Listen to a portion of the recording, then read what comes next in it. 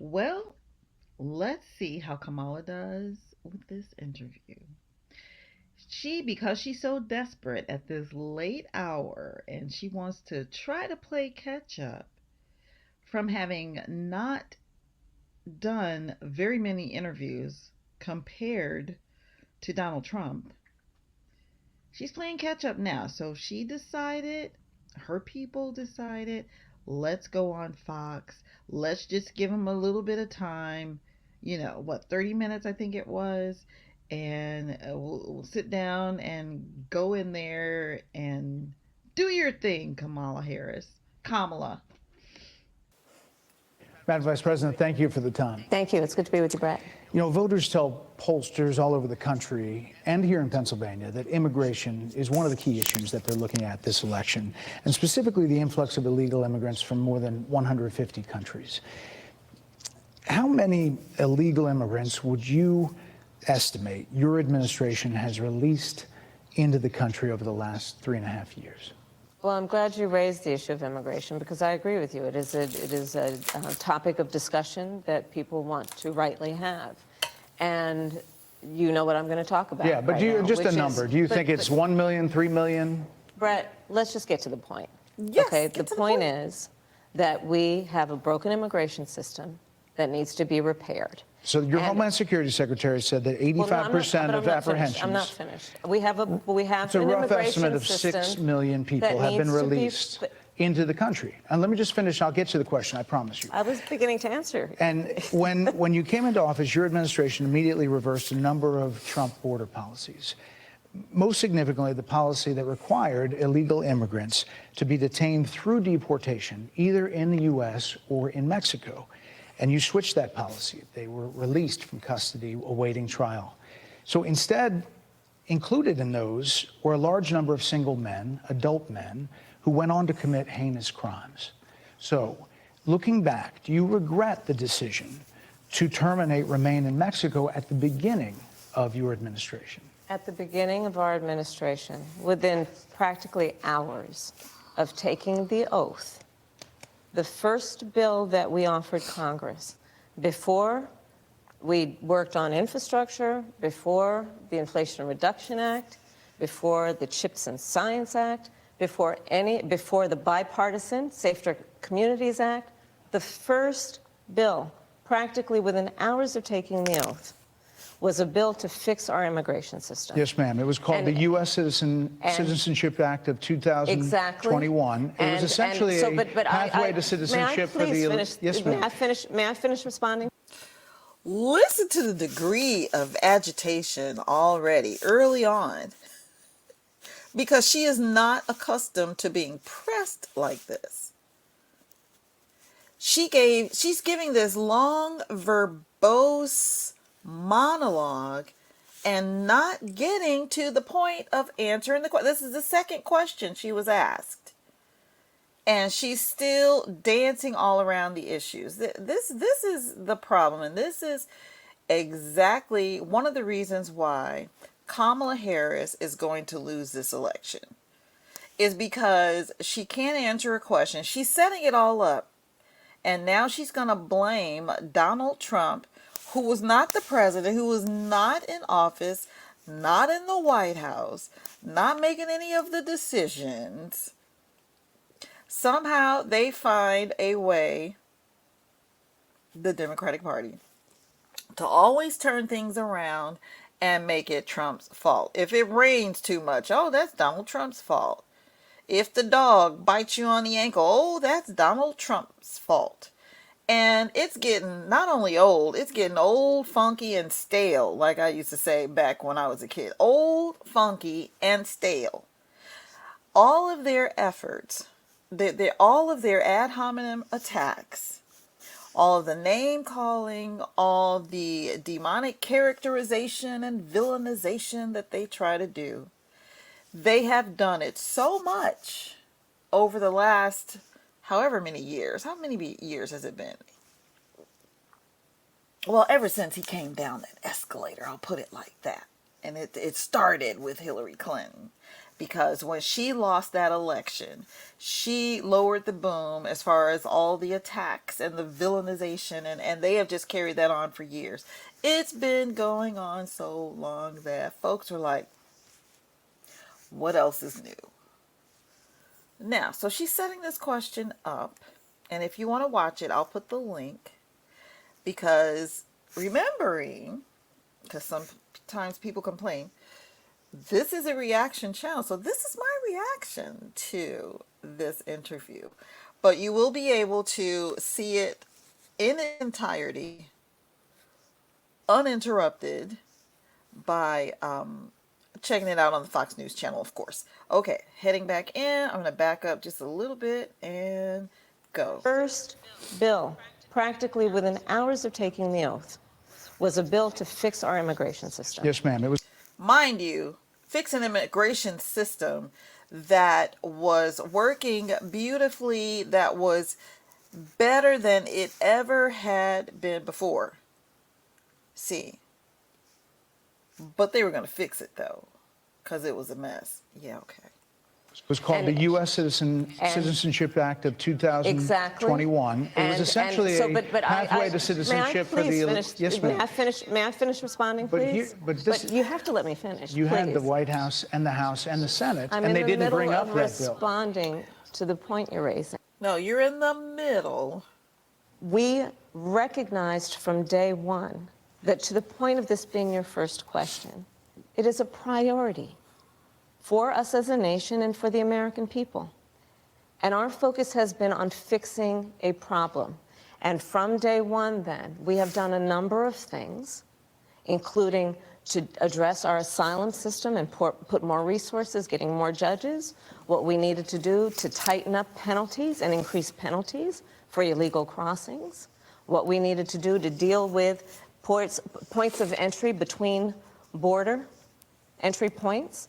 That's the work we did, and we worked on supporting what was a bipartisan effort, including some of the most conservative members of the United States Congress, to actually strengthen the border. That border bill would have put 1,500 more border agents at the border. He asked you, did you regret doing what you did? First question was, how many illegal aliens do you think have gotten into this country? He probably didn't say illegal aliens, but, you know, that's what they are.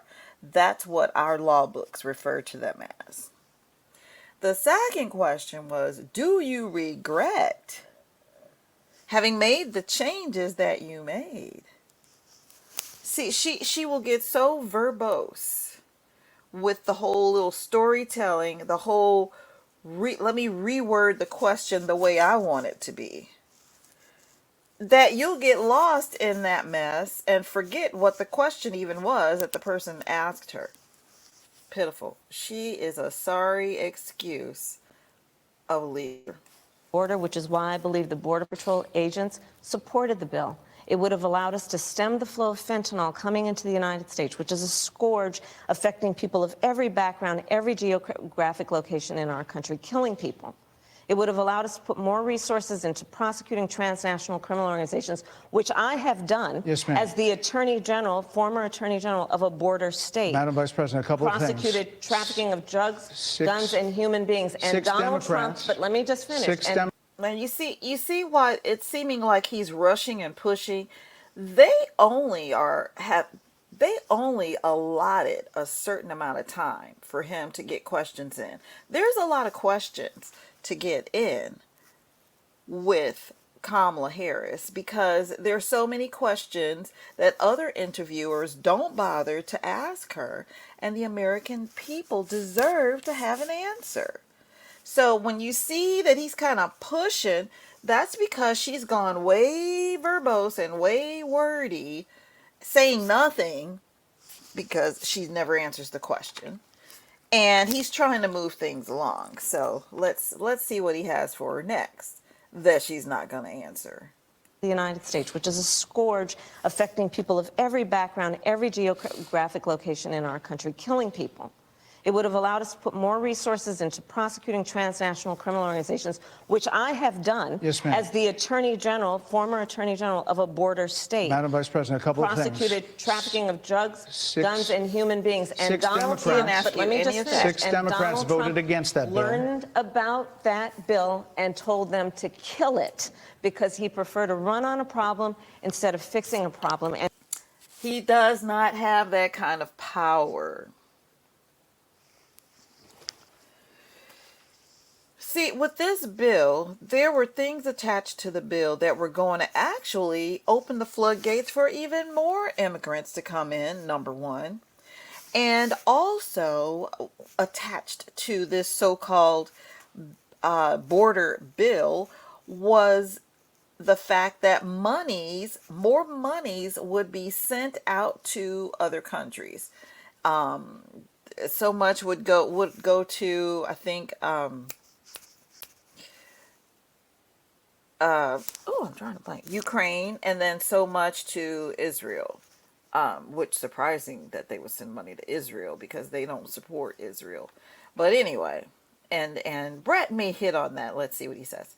And in this election, this is rightly a discussion that the American people want to have. And what they want are solutions, and they want a president of the United States who's not playing political games with the issue, I hear you. but actually is focused on fixing it. Democrats voted against that bill. It would have allowed 1.8 million illegal immigrants into the country a year. A lot of conservatives had a problem with it. These are the 6 Democrats. But more importantly, back to the original premise, Jocelyn Nungari, Rachel Morin, Laken Riley, they are young women who were brutally assaulted and killed by some of the men who were released at the beginning of the administration, well before a negotiated bipartisan bill. Former President Clinton actually referred to Laken Riley Sunday campaigning for you in Georgia, saying if those men had been properly vetted, Laken Riley probably would not have been killed. So if it wouldn't have happened, this is well before any negotiation. This is well before Donald Trump got involved in the politics. This is a specific policy decision by your administration to release these men into the country. So what I'm saying to you, do you owe Bret, those families an apology? Let me just say, first of all, those are tragic cases. There's no question about that. There's no question about that. He didn't ask you that. And I can't imagine the pain that the families of those victims have experienced. Didn't ask you that either. For a loss that should not have occurred. And why did it occur, Kamala? So that is true. It is also true that if a border security had actually been passed 9 months ago, it would be 9 months that we would have had more border agents at the border, more support for the folks who are working around the clock trying to hold it all together. Madam Vice President. To ensure that no future harm would occur. And this election in 20 days will determine whether we have a president of the United States who actually cares more about fixing a problem, even if it is not to their political advantage in an election. Because Is she you, girl, you gotta be kidding. You gotta be kidding. She cared nothing about this border for over 3.5 years. The only reason she's discussing it now is because a lot of the American people are fed up with what is happening in their neighborhoods, in their school systems, with the economy. What they have allowed anywhere from 12 to 20 million, an influx of that many people into this nation, what they have allowed, the Biden-Harris administration that is, has had detrimental effects and will continue to have detrimental effects on America in so many ways because it's unsustainable. It is not sustainable for us to take in that many people that fast. 2 years ago, I went out to Los Angeles, California, and I was shocked at the number of homeless people. Okay? By the time I got back to the Midwest where I live, 2 years later, I'm like, oh my goodness. There's like a surge of homeless people and people standing on the streets panhandling. And I'm like, it reminds me so much of LA 2 years ago. So, and that's been the case the last year and a half, two, here in my city, that she has the gall to say, I'm interested in fixing the problem. No, you're not. Everything Kamala is saying now is so she can win votes. All the things that she so-called flip-flopped on, she can't give a reason for why she changed her mind, because she really has not changed her mind. She really is just giving talking points so she can try to win the election, but she's going to lose.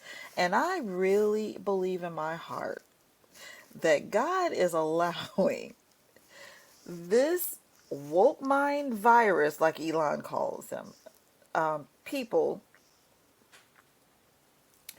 he refers to it as the woke mind virus. I'm saying woke mind virus people. They tell so many, they've been duped by their own lies.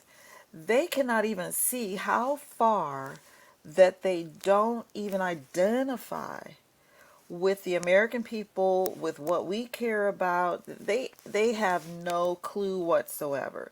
That's the weird thing about someone like Donald Trump. Not that he's weird, but it's weird that he, being a billionaire, being a social cultural icon, even before he got into politics, that he can put his finger on the pulse of the American people and have a sense of what matters to us. And I believe it's because this man truly loves this country. He truly does. His family immigrated to America like sometime, it was after slavery. So his family didn't even own slaves. His family was not part of those people. While people try to make, oh, he's so racist, he's so this. Well, every other president in the United States probably had families that owned slaves, for instance, since that's such a big deal to people who are obsessed with racism. Donald Trump's not even one of those. His family never owned slaves here in America. That we would have had more border agents at the border, more support for the folks who are working around the clock trying to hold it all together. Madam Vice President. To ensure that no future harm would occur. And this election in 20 days will determine whether we have a president of the United States who actually cares more about fixing a problem, even if it is not to their political advantage in an election. Because there was a solution, Bret. Madam Vice President, it was a policy decision in the early part of your administration. I will let one of the mothers talk about it. Take a listen. Because of the Biden-Harris administration open border policies catch and release, they were enrolled in the Alternatives to Detention program. This meant that they were released into the United States. It was not even a full 3 weeks later that they would take my daughter, Jocelyn Nungare's life. I believe the Biden-Harris administration open border policies are responsible for the death of my daughter. That's the early days. So do you owe them an apology is what I'm saying. I will tell you that I am so sorry for her loss. I'm so sorry for her loss. Sincerely. But let's talk about what is happening right now. But let's talk about with Donald Trump. An individual who does not want to participate in solutions. See? Let's talk about that as well. But do you want to answer in her? all fairness, I told you, I feel awful for what she and her family have experienced. During that time, you said repeatedly that the border was secure. When in your mind did it start becoming a crisis? Need any help? No, I'm good, thanks. I'm in front of a pet supplies. I think we've had a broken immigration system transcending, by the way, Donald Trump's administration, even before. Let's all be honest about that. I have no pride in saying that this is a perfect immigration system. I've been clear, I think we all are, that it needs to be fixed. We need more. I was just down at the border talking with border agents, and they will tell you, and For I'm the sure first you time in over probably, 3 I know years. you investigate and you are a serious journalist. They will tell you, we need more judges. We need to process those cases faster. We need the support for those cases that should be prosecuted. They need more resources, and Congress ultimately is the only place that's going to get fixed, Brett. Well, that's how this system works. That's the premise of this question. But There were that's how the 90 system plus works. executive orders that were rescinded in the first days. Many of those were Trump border policies. I'm not going to stay here because there's other things to talk about, but you frequently talk to the Border Patrol Union for support of that bipartisan bill, and they did. They supported it. But they also just endorsed Donald Trump and said, you've been, quote, a failure with border security. Why do you think they said that? I think they're frustrated, and I get it. They want support. They want support, and that's what that border security bill would have done. These guys. Okay, they're frustrated and they want support. Why are they frustrated and wanting support? Because you, Kamala, have frustrated them by not allowing them to do their job, which is to stop the influx of people illegally flooding into this country. And they want support because you stripped away any support of the government for them to actually do their job.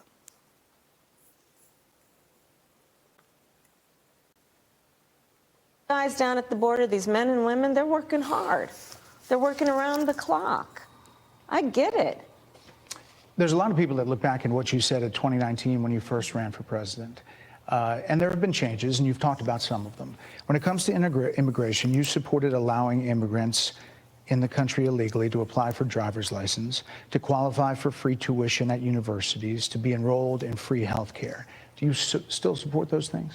Listen, that was 5 years ago, and I'm very clear that I will follow the law. I have made that statement over and over again, and as Vice President of the United States, that's exactly what I've done, not to mention before. If that's the case, you chose a running mate, Tim Walz, governor of Minnesota, who signed those very things into state law. So do you support that? We are very clear, and I am very clear, as is Tim Walz, that we must support and enforce federal law, and that is exactly what we will do. So decriminalizing border crossings, like you said in 2019. I do not believe in decriminalizing border crossings, and I've not done that as vice president. I will not do that as president. So these are evolutions that you've had. But let's be very clear.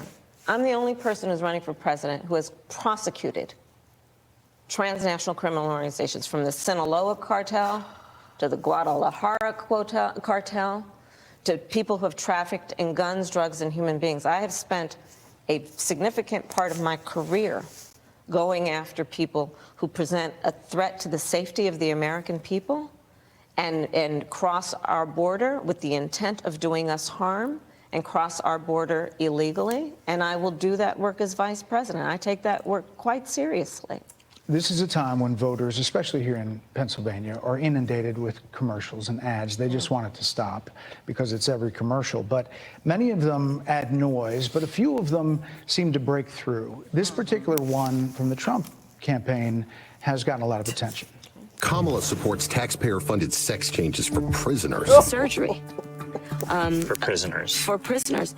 Every transgender inmate in the prison system would have access.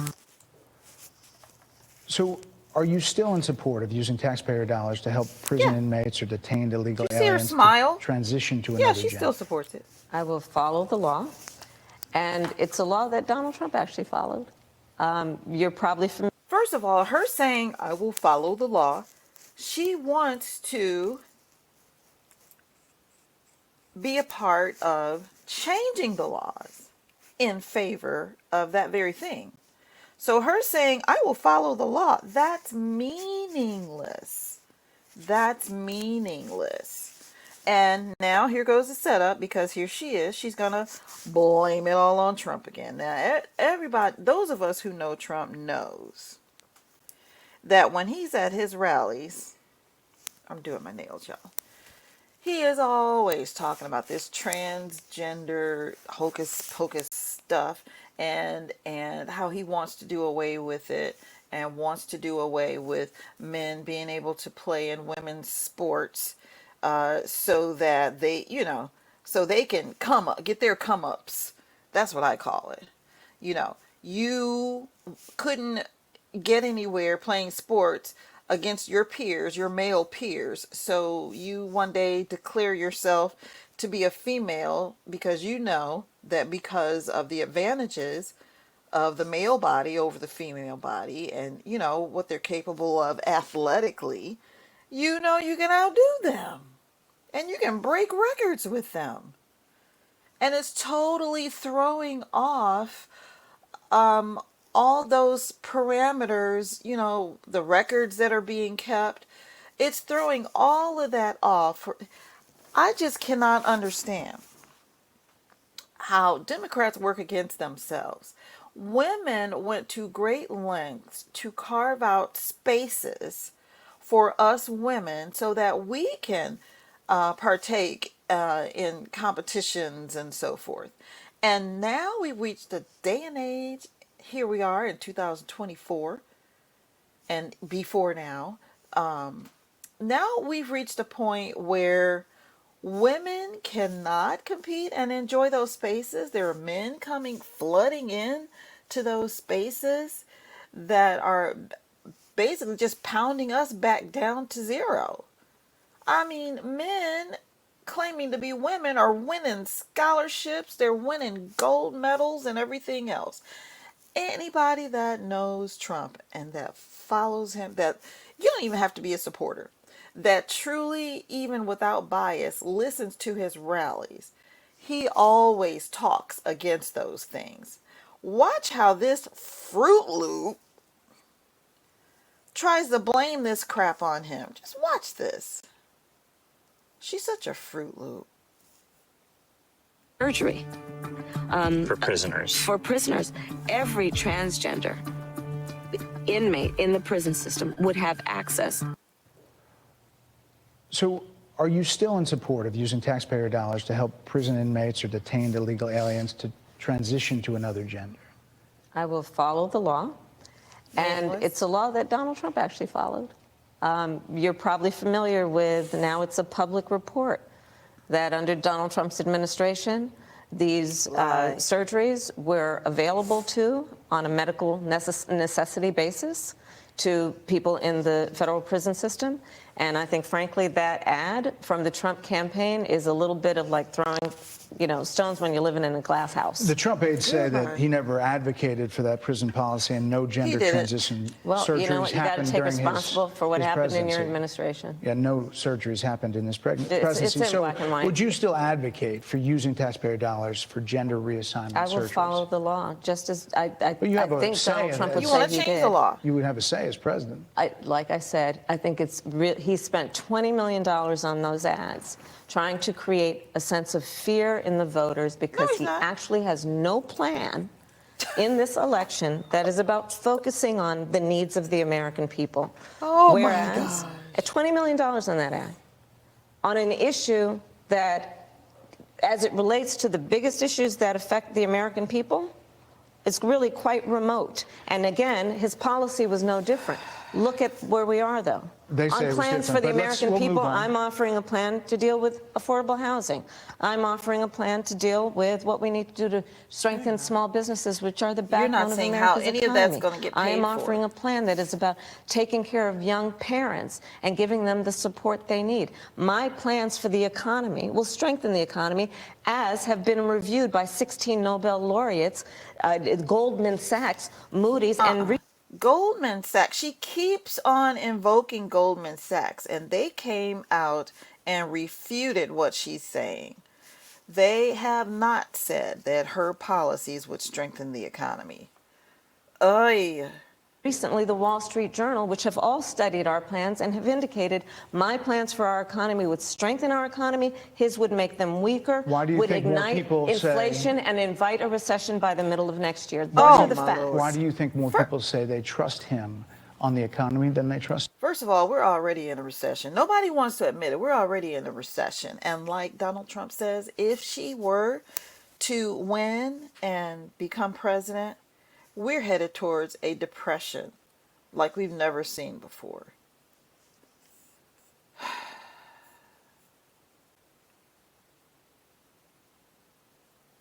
It's so simple because Donald Trump has a way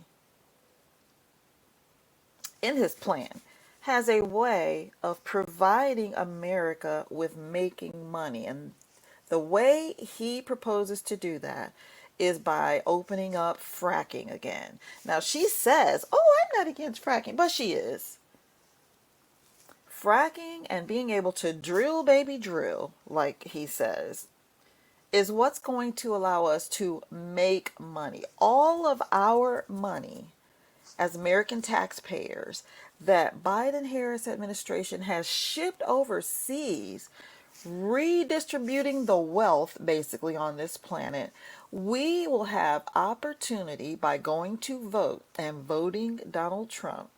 We will have, those of us who plan to do that, we will have opportunity to recover those monies, doggone it. And that's what I'm for. And parents and giving them the support they need. My plans for the economy will strengthen the economy, as have been reviewed by 16 Nobel laureates, Goldman Sachs, Moody's, and recently the Wall Street Journal, which have all studied our plans and have indicated my plans for our economy would strengthen our economy, his would make them weaker, Why do you would think more ignite people inflation say, and invite a recession by the middle of next year. Those are the facts. Why do you think more people say they trust him on the economy than they trust you? I think that when you look at an analysis of our plans for what we would do as President of the United States, it has been clear to those who study and understand how economic policy works that moving forward, because I do believe the American people are ready to turn the page on the devices. if we're turning a page, what page are we on? Who's in the White House right now? Biden Harris. If we're turning the page, that means bye-bye Biden Harris. Yeah, I'm for turning the page. And the type of rhetoric that has come out of Donald Trump, people are ready. The divisiveness and the rhetoric. Yeah. To chart a new way forward, and they want a president who has a plan for the future and a plan that is sound and will strengthen our country. My plan for the economy does exactly that. His plan would be, again, to give tax cuts to billionaires and the biggest corporations in our country and blow up our deficit. It's interesting you said turn the page, Madam Vice President. You were asked on 2 different shows last week what, if anything, you would... The tax cuts that Trump would propose to large corporations, you know what that will do? That will cause corporations, because Donald Trump would encourage it through the use of tariffs, that will encourage corporations to bring manufacturing back to the United States. What does that translate to? That translates to jobs, an increase in the number of open jobs. That is going to give this economy the shot in the arm that it needs. What Kamala Harris is talking about is donkey dong.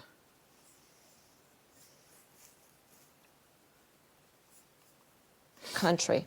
My plan for the economy does exactly that. His plan would be, again, to give tax cuts to billionaires and the biggest corporations in our country and blow up our deficit. It's interesting you said turn the page, Madam Vice President. You were asked on 2 different shows last week what, if anything, you would do differently than President Biden. Here's what you said.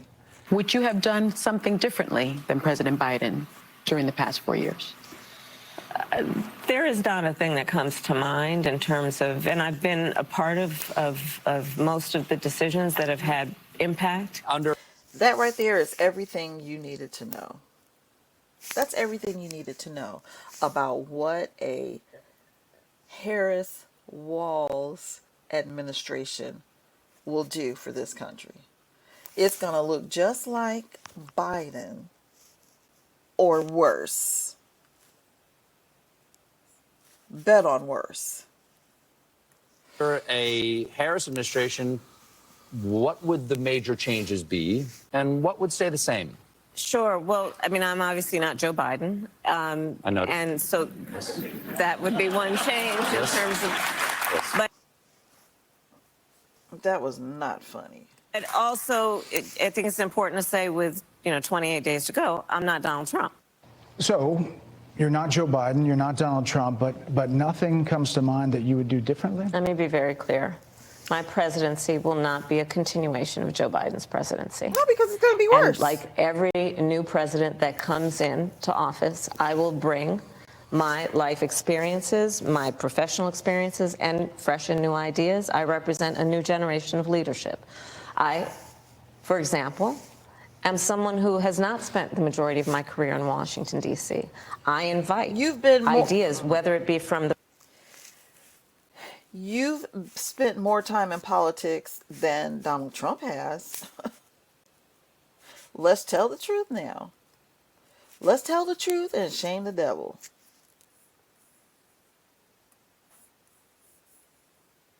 Republicans who are supporting me, who were just on stage with me minutes ago, and the business sector, and others who can contribute to the decisions that I make about, for example, my plan for increasing the supply of housing in America and bringing down the cost of housing, addressing the issue of small businesses, which is about working with the private sector to bring more capital and access to capital to our small business leaders, including my plan for a $25,000 down payment assistance for first-time home buyers and for small businesses, extending the tax deduction from $5,000 to $50,000. We've heard a lot about those plans in recent days. Your campaign slogan is a new way forward, and it's time to turn the page.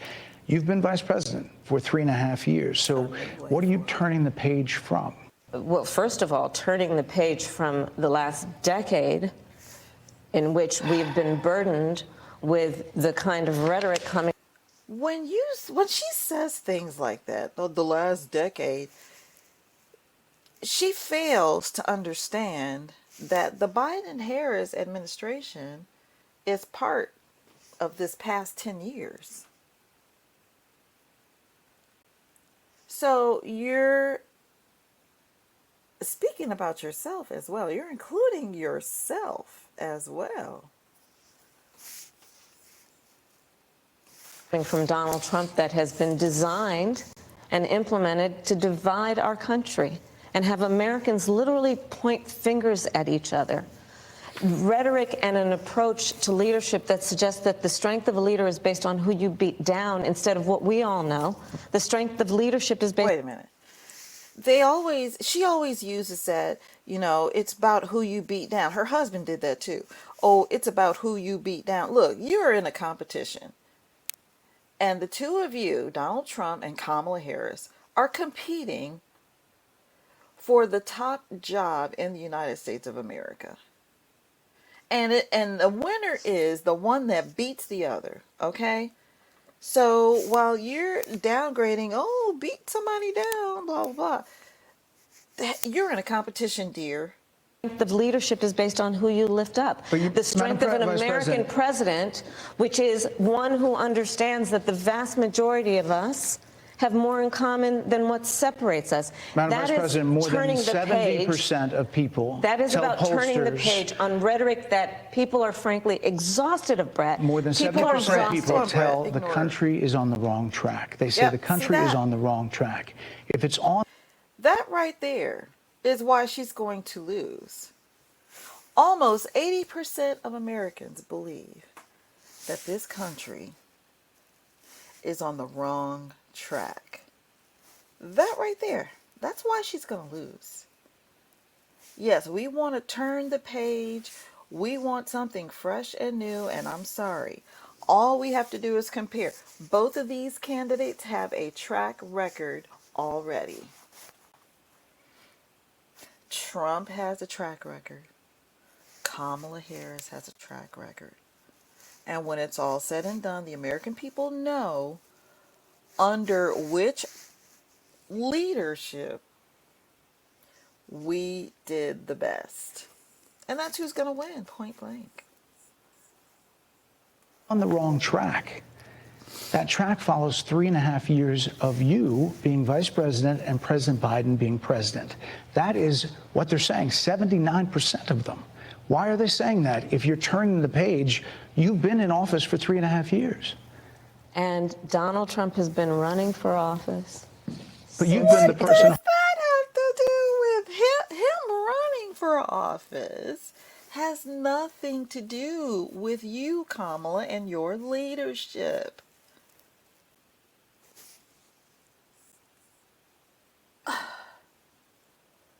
How stupid can you be?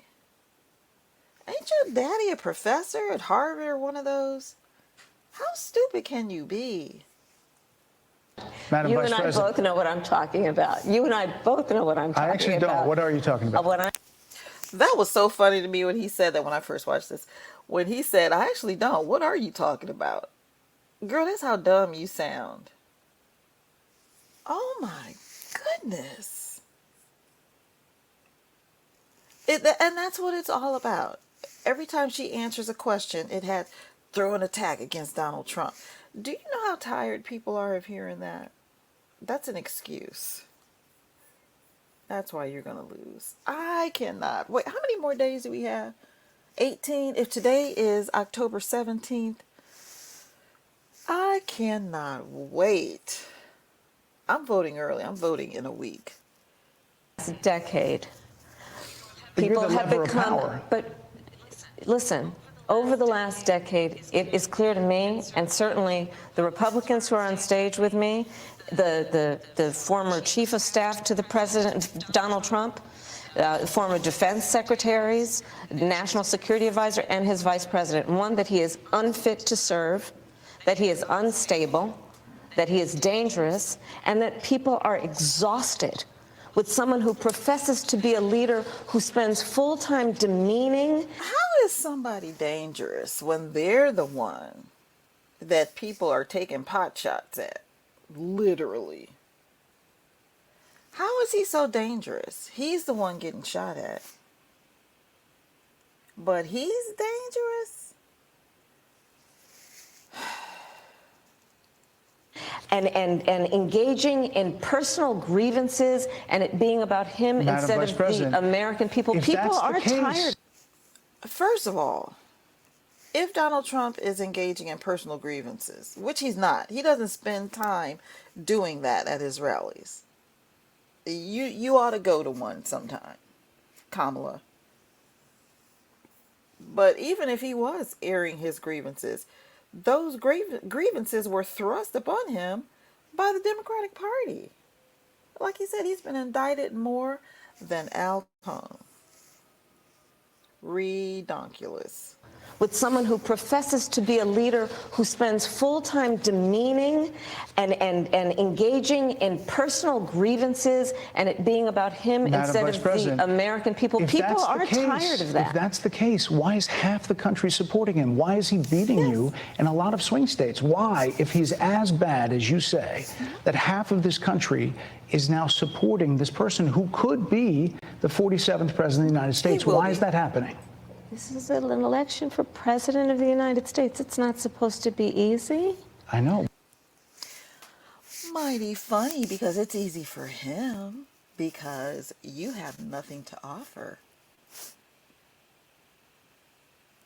It's supposed to be. It is not supposed to be a cakewalk for anyone. So are they misguided, the 50%? Are they stupid? What is it? I would never say that about the American people. And in fact, if you listen to Donald Trump, if you watch any of his rallies, he's the one who tends to demean and belittle and diminish the American people. He's the one who talks about an enemy within, an enemy within. He's talking about the corruption in the government. He is not talking about the American people when he says that. And you know that. Talking about the American people, suggesting he would turn the American military on the American people. We asked that question to the former president today. Harris Faulkner had a town hall, and this is how he responded. I heard about that. They were saying I was like threatening. I'm not threatening anybody. They're the ones doing the threatening. They do phony investigations. I've been investigated more than Alphonse Capone. He was the greatest gangster. No, it's true. No, but think of it. It's called weaponization of government. It's a terrible thing. So, Brett, I'm sorry, and with all due respect, that clip was not what he has been saying about the enemy within that he has repeated when he's speaking about the American people. That's not what you just showed. Well, he was asked about that specific... No, that's not what you just showed. In all fairness and respect to you, that was the question that we asked him. You didn't show that, and here's the bottom line. He has repeated it many times, and you and I both know that. And you and I both know. And you extrapolate it to make it mean and cover and refer to whoever you wanted to refer to. But those of us who saw the clip, the original clip, in proper context, in its entirety, know that he was talking about and referring to the enemy within the government. Sometimes it's referred to as the deep state. There is so much corruption in the American government, and that's what he was speaking of. That he has talked about turning the American military on the American people. He has talked about going after people who are engaged in peaceful protest. He has talked about... He was talking about, to be specific, and I should insert the clip here. He was talking about November 5th, Election Day, and how if drama, if turmoil kicks off on Election Day, that there should be National Guard placement, you know, or something to that effect in order to deter this type of thing. Now, this is just something he's proposing. You know what? He's not going to do it. You know why? He's not the president. Y'all are the ones in office. Look at her face right there. Ugh.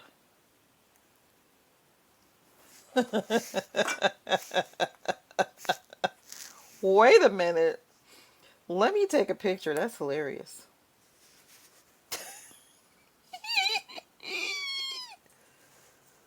Oh, let me see. Let me get myself off the... Okay, there we go. Oh, yeah, I gotta have that picture.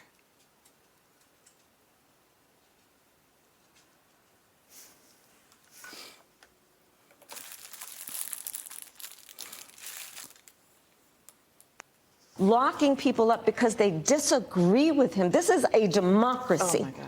And in a democracy. Oh my gosh. See, the President of the United States in the United States of America should be willing to be able to handle criticism without saying he'd lock people up for doing it. And what? You mean like how Bevelyn Williams has been locked up for being a pro-life supporter? Like people who were present on J6 who have been locked up ever since you all have been in office? I can't wait till President Trump gets in there so he can exonerate those people and get them the heck out of there. Oh boy. in a democracy, the President of the United States in the United States of America should be willing to be able to handle criticism without saying he'd lock people up for doing it. And this is what is at stake, which is why you have someone like the former chairman of the Joint Chiefs of Staff saying what Mark Milley has said about Donald Trump being a threat to the United States of America. He's quoted in the Bob Woodward book that way, yes. Let me ask you this, Madam Vice President. You call Donald Trump, you call Donald Trump he's misguided. You say now He's unstable. He is unstable, Brett. He's not well. You say he's mentally not stable. He's not stable. Let me ask you this. You told many interviewers that Joe Biden was on his game, that ran around circles on his staff. When did you first notice that President Biden's mental faculties appeared diminished? 59 years old, and I'm having more fun than I did in my 30s. I feel really good, especially since I'm not in the gym doing any kind of workouts with the weights. I have definition in my legs. My biceps are back. The other... Joe Biden, I have watched it. He's not stable. Notice that President Biden's mental faculties appeared diminished. He is unstable, Brett. He's not well. You say he's mentally not stable. He's not stable. Let me ask you this. You told many interviewers that Joe Biden was on his game, that ran around circles on his staff. When did you first notice that President Biden's mental faculties appeared diminished? Joe Biden, I have watched from the Oval Office to the Situation Room, and he has the judgment and the experience to do exactly what he has done in making very important decisions on behalf of the American people. There were no concerns raised? Brett, Joe Biden is not on the ballot. I understand. And Donald Trump but is. You talked about it. And Donald Trump After George Clooney said within a few minutes of talking to President Biden at a fundraiser that he thought this was not the same Joe Biden that we saw on the debate stage. Donald Trump is on the ballot. I understand. You met with him at least once a week for 3.5 years. You didn't have any concerns? I think the American people have a concern about Donald Trump, which is why the people who know him best, including leaders of our national security community, have all spoken out. Even people who worked for him in the Oval Office, worked with him in the Situation Room, and have said he is unfit and dangerous and should never be president of the United States again, including his former vice president, which is why the job was open for him to choose another running mate. So that is a fact. That is a fact. Madam Vice President, two more things. You were asked on 60 Minutes about the biggest threat that the world faces, that the U.S. faces. This is what you said. Which foreign country do you consider to be our greatest adversary? I think there's an obvious one in mind, which is Iran. Iran has American blood on their hands, okay? This attack on Israel, 200 ballistic missiles. What we need to do to ensure that Iran never achieves the ability to be a nuclear power, that is one of my highest priorities. A number of experts thought you would say China. The FBI director had said that. But you said Iran. If that's the case, what do you say to critics who look at the actions of your administration and say you're not acting like Iran is the #1 threat? Well, I will tell you most recently, whether it was in April or in October, and then several hours on each occasion that Iran posed a threat to Israel, I was there. Most recently in the Situation Room, in the most recent attack, working with the heads of our military and doing what America must always do to defend and to support Israel in its requirement to defend itself and to give American support to be able to allow Israel to have the resources to defend itself against attack, including from Iran and Iran's terrorist proxies in the region. Right. And that is, and my commitment to that is unyielding and unwavering. Critics just say that you either relaxed or failed to enforce sanctions on Iran, allowing all of this money to flow into Iran, like billions. Let's go back to Donald Trump, who pulled out of a deal that would have actually put Iran in check. The estimates in billions. It was during Donald Trump's that administration that Iran regime. That we had an American military base that was attacked, where American soldiers suffered traumatic brain injuries, and Donald Trump dismissed them as headaches, not to mention Madam how Vice Donald President, Trump has treated that and has talked gone about in the America's past few military years, and military service people, critics calling say them that it goes to suckers and Hezbollah, losers, Hamas, has diminished and the who's we're significance. talking over each other. I apologize. Well, you're I not. wish I would like that we would have a conversation that is grounded in full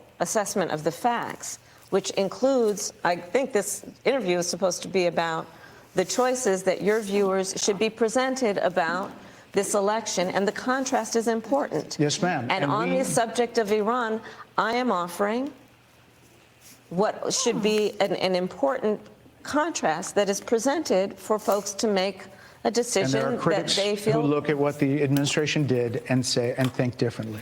Madam Vice President, they're wrapping me very hard here. I hope you got to say what you wanted to say about Donald Trump. There are a lot of things There's more to say. I have much more there to are say, a lot of actually. things that people want to learn about you and your policies, and that's why we I invited invite you everyone here. to go to KAMALAHarris.com, and I'm you will not see going to that I have KAMALAHarris. 80 nothing. pages of policies that are quite comprehensive and should be accessible to anyone who would like to read them. And it includes what I intend to do about affordable housing, what I intend to do about small businesses, what I do And that's why intend we to do to invited you strengthen our here, economy, to see where you were in 2019 and where you are now. America's military, and ensure we have the most lethal and best fighting force in the world. Madam Vice President, And they're giving me a hard rap well, here. I thank you for the time. I thank you for the time. It's good to meet you. Thank you very much. Thank you. So yeah, so that was a freaking that was a piece of work. I mean, she just keeps sinking more nails in the coffin of her campaign over and over and over again. This lady is going to lose.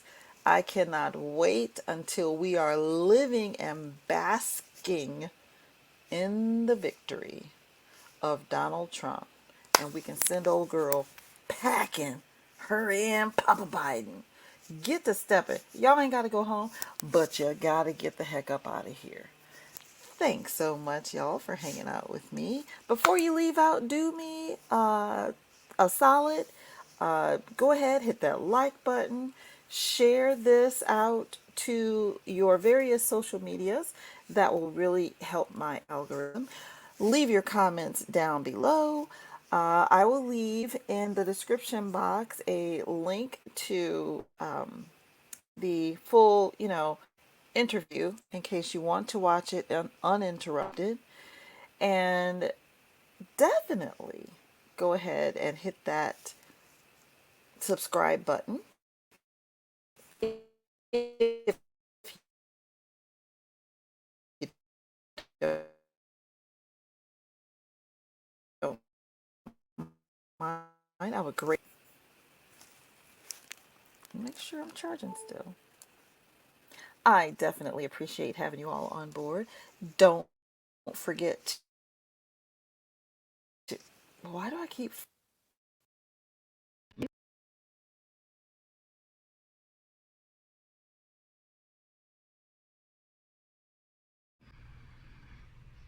Okay. Thanks so much, you all, for hanging out with me as I checked out that interview. I greatly appreciate you being on board with me. Before you leave out, definitely do me a solid, hit that like button, leave your comments down below, subscribe, and hit that bell notification so you don't ever miss any of my other uploads. Join the family. I would appreciate having you as part of this community. And I will see you all next time. Take care. Bye.